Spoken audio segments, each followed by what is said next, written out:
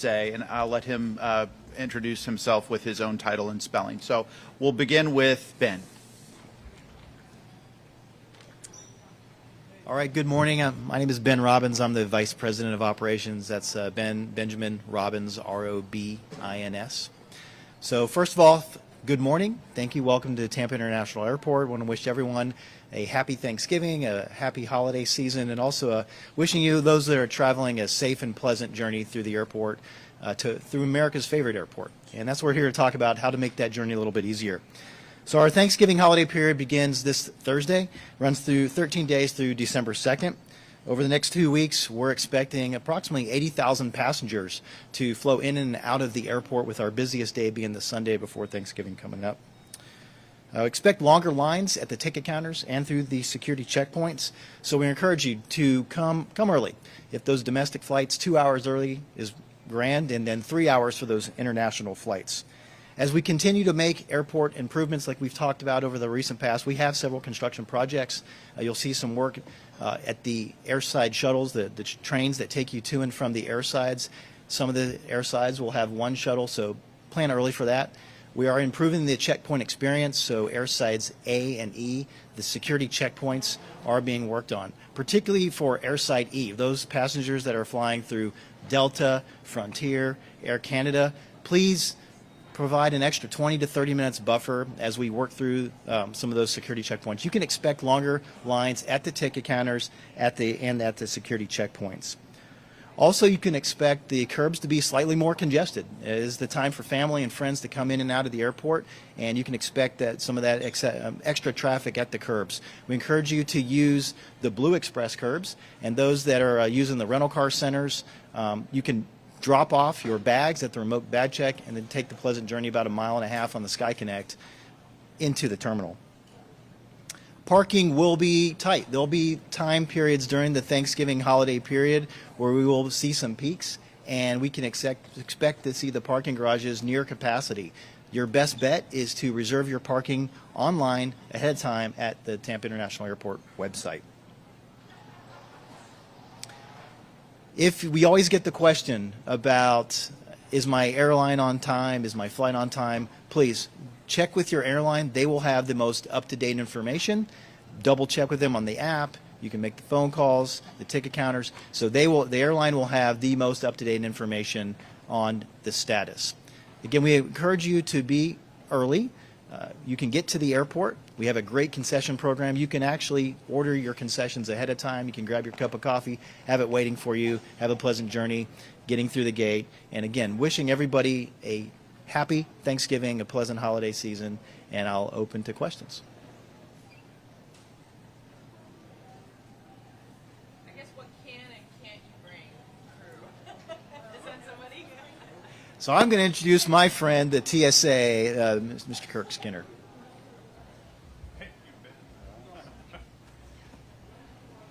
So I'm Kirk Skinner, K-I-R-K, Kirk Skinner, S-K-I-N-N-E-R, and I am the Federal Security Director for Greater Tampa Bay. That's Tampa International, St. Pete, Clearwater, Sarasota, Bradenton, and we just opened up Lakeland International. So what can you not bring? It's easier probably to start off that way, and I would highlight by saying tsa.gov is a great resource, as well as Ask TSA. If you're on Twitter, you're on Reddit, some of those other things, you'll find those accounts as well. Typically, though, I'll start with the big one. Don't bring your favorite or even your least favorite weapon to the checkpoint. I say weapon because we're including firearms, pointies, sharps, anything that can be used as a weapon. Don't bring it, please. For firearms, significant fines and loss of pre-check, and that can go up to $13,000. So, and it gets worse for multiple occasions of bringing that to the checkpoint, which, yes, people have done. So let's not do that. And just case in point, Veterans Day recently, we set a new record of 11 firearms over 3 days. I don't know why that happened. It had actually been going down ever since we went constitutional carry. It's like everybody got a little bit more responsible. Not for Veterans Day. I'm hoping that was just an outlier, and it will go back to the normal here over Thanksgiving and the rest of the holidays. I know, Thanksgiving's coming up. A lot of people are bringing food with them. So, more specifically, what kind of food? Yeah, so liquid and gels rules still apply, so you still have to get it in the plastic bag. However, for baked goods, if you've baked it, you can bring it. And once again, go to tsa.gov for the specifics. Sometimes things get online anyway. It becomes a debate. Can I bring peanut butter? No. If it's if it's liquid or gel, don't bring it. Anything that you get into a pie pan is going to be too big, right? Tampa's very good with wait times. The generic rule is going to be pre-check 10 minutes, standard 30. That's bad for me. Nationally, that's what the peak is going to be that we find acceptable. Here in Tampa, that's going to be an outlier as well. I want to say that we're going to keep it under 6 minutes for pre-check, and we're going to keep it under 25 for standard.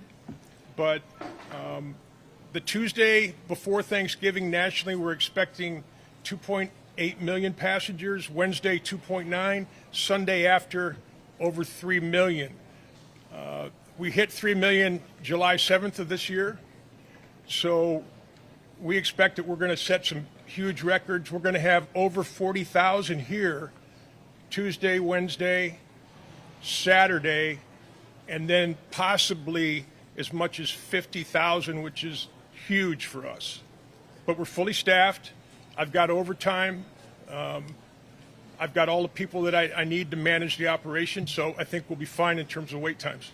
And just in terms of clarification, the numbers that you just gave, 40,000, that would be outgoing only because you're only screening the outgoing? Correct. So if you see 80,000 on our numbers, and then some of the other numbers were national, correct? Correct. And Ben cares more about the overall numbers, which I like knowing about that, but it's really the 40,000 that I have to screen.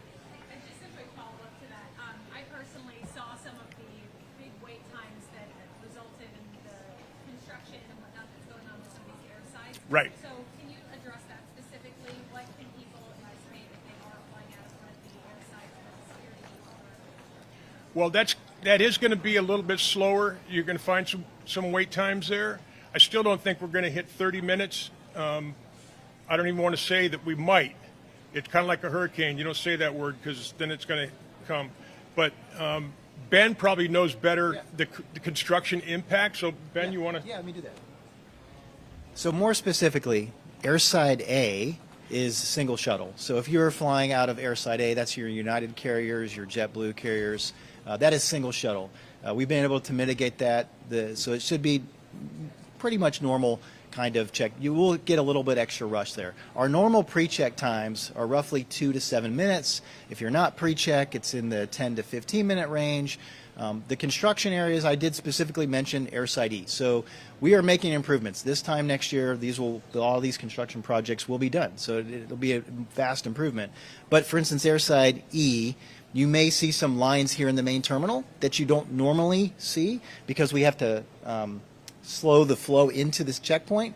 So that could be about 20 minutes, 20 to 25 minutes. But if you get here early, particularly in the morning rush, anytime that you have the bulk of those flights that go out in that peak morning period, that's when we're encouraging you to come a little earlier. So Airside E, Airside A, we have a single shuttle going on there. And then Airside C is back to normal. We'll have double shuttles back on there. And then F, that's normal at that point. So again, if you get here early, be no problem. And then there are certain peak periods that you just gotta watch out for. And if you get here early, it makes your holiday travel so much better. Across the nation, you're going to see surge in traveling. So Tampa International is just following the trend like the rest of the airports. And we want to make sure it's a pleasant experience for everybody. I know y'all had some damage during the hurricane. Yep. We are finalizing that, so the parking garages will be back to normal. We'll expect to have those places again every time this year, this time of year. Thanksgiving, Christmas is a very holiday period, very heavy family, friends travel in and out. So you see a lot more parking than compared to our spring break period, which is more of a rental car focused period. So yeah, the parking garages will peak, they'll flow, they'll kind of go up and down. That's why the reservations are key to that piece. Airside E is Delta. Yeah, Airside E is Delta, Frontier, Air Canada. But again, we'll have all the support. We'll have our customer experience reps explaining the situation, making sure everything's good to go to give you that pleasant experience. Any other questions? All right. Well, again, happy Thanksgiving to everybody. We wish you a pleasant journey through America's favorite airport, and we'll be talking to you soon. Thanks. It's good to see everybody again.